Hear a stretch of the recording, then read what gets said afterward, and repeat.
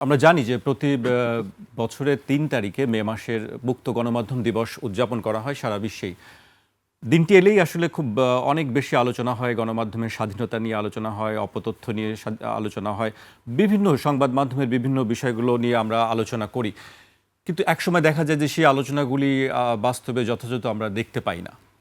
আপনার কাছে কি মনে হয় গণমাধ্যমের স্বাধীনতা আসলে আপনি কিভাবে দেখছেন? ধন্যবাদ আপনাকে। গণমাধ্যমের স্বাধীনতা আসলে বাংলাদেশের আসপেক্টে যদি আমি বলি, যেহেতু আমরা বাংলাদেশ কে নিয়েই বাংলাদেশ সেন্ট্রিক গণমাধ্যমকে নিয়েই এখানে আলোচনা করার জন্য এসেছি। জি। আ বাংলাদেশে গণমাধ্যমের স্বাধীনতা আসলে খুবই সীমিত। বাংলাদেশের ভেতর থেকে যারা সাংবাদিকতা করেন, যারা এই পেশার সাথে যুক্ত আছেন, তাদের আ যে স্বাধীনতা পুরোদমে আছে, এটা একেবারেই আসলে বলা যাবে না। এর অন্যতম একটা কারণ হচ্ছে আ মূল সংবাদ মাধ্যম যেগুলো আছে, মূল যে গণমাধ্যমগুলো আছে, এগুলো যারাই পরিচালনা করেন, যারাই মালিকপক্ষ আছেন, মালিক মালিকপক্ষরা একেবারেই অরাজনৈতিক ব্যক্তিত্ব না, অথবা কোনো প্রতিষ্ঠান না। প্রত্যেকটা প্রতিষ্ঠানেরই কোনো না কোনো বিশেষ ব্যক্তি অথবা কোনো বিশেষ গোষ্ঠীর প্রতি এক রকমের দুর্বলতা কাজ করে অথবা সমর্থন কাজ করে।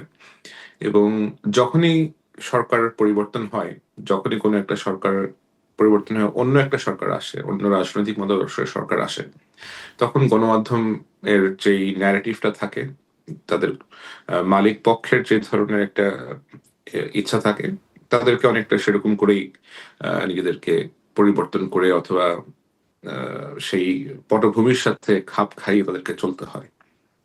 সো বাংলাদেশের আসপেক্টে গণমাধ্যমের স্বাধীনতা আ একেবারেই একটা অধরা ব্যাপার আরকি।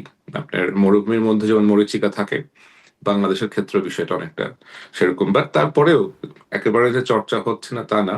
কয়েকটা গণমাধ্যম আছে, যেমন মেট্রো নিউজের কথা আমি আপনাকে বলতে পারি। তারা চেষ্টা করছে একেবারেই সম্পূর্ণ স্বাধীনভাবে অপারেট করতে এবং কোন রকমের ইনফ্লুয়েন্স ছাড়া নিজেদের আ সঠিক সংবাদ, সঠিক তথ্য পাঠকদের কাছে পৌঁছে দিতে। এছাড়াও 'প্রথম আলো' আছে, 'ডেইলি স্টার' তারাও মাঝে, মাঝে চেষ্টা করছে কিছু ভালো কাজ করার।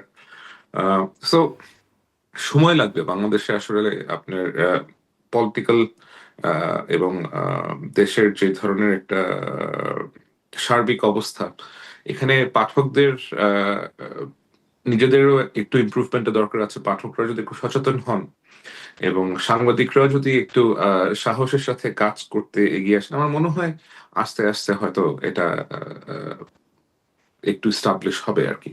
জি। আপনি বেশ কয়েকটি প্রতিষ্ঠানের নাম বলছিলেন। আমরা জানি আপনি নিজেও ইনভেস্টিগেটিভ জার্নালিজমের সঙ্গে খুব ইনভলভ। আপনি যে জি। কাজগুলো করছেন, সেই কাজগুলো করার ক্ষেত্রে তো আমরা নিশ্চয়ই আপনি সেই ধরনের কোনো প্রতিবন্ধকতার মুখোমুখি হতে হয় না আপনাকে। যেটি আপনি বলছেন যে না, বাংলাদেশের অ্যাসপেক্টে। আমাকে আমাকে কখনোই এই ধরনের বন্ধকতার মুখোমুখি সরাসরি হতে হয়নি। আ কারণ আমি যে প্রতিষ্ঠানের সাথে কাজ করি, আমরা ধরেন যে ডকুমেন্টারি গুলো আমরা বানাই, আমাদের প্রত্যেকটা করতেও সময় লাগে। ২ বছর, ২.৫ বছর, ৩ বছর। এটা বেশ সময় সাপেক্ষ ব্যাপার। সুতরাং এখান থেকে বাংলাদেশ সেন্ট্রিক যে কাজগুলো আমরা আগে করেছি, সে কাজগুলো করার সময় অবশ্যই বাংলাদেশ এন্ডে যারা আমাদের জন্য কাজ করতেন, তারা কখনোই নিজের পরিচয় প্রকাশ করে এই কাজগুলো করতে পারতেন না। যে তারা আসলে আল জাজিরার জন্য কাজ করছেন। আ এটা কখনো সম্ভব না তাদের পক্ষে বলা, কখনো সম্ভব ছিল না। এখন ভবিষ্যতে যখন আমরা এই কাজগুলো করতে যাব, তখন আমরা দেখব আরকি যে আ যদি এরকম তারা পরিচয় প্রকাশ করে কাজটা করতে পারছেন, নাকি তাদেরকে পরিচয় ওরকম গোপন রেখেই কাজটা করতে হচ্ছে। আর আমার ব্যক্তিগতভাবে আমি তো ধরেন আমার সামাজিক যোগাযোগ মাধ্যম থেকেও অনেক জি। রিপোর্ট প্রকাশ করে থাকি। আরো বিভিন্ন সংবাদ মাধ্যমের সাথেও রিপোর্ট প্রকাশ করে থাকি। আ আগে যেটা হতো যে আমার নামে রিপোর্ট প্রকাশ করতে অথবা আমার নাম ব্যবহার করে রিপোর্ট প্রকাশ করতে বিভিন্ন সংবাদ মাধ্যম বেশ সংকোচ বোধ করত যে তাদের মধ্যে কোন রকমের সমস্যা তাদের ফেস করতে হয় কিনা, তাদের কোন রকমের বিপদ ঘটে কিনা। আ অন্তর্বর্তী সরকারের সময় থেকে শুরু করে এখন পর্যন্ত আর সেই সমস্যাটা দেখছি না। সেটা জি। এখন আর নাই।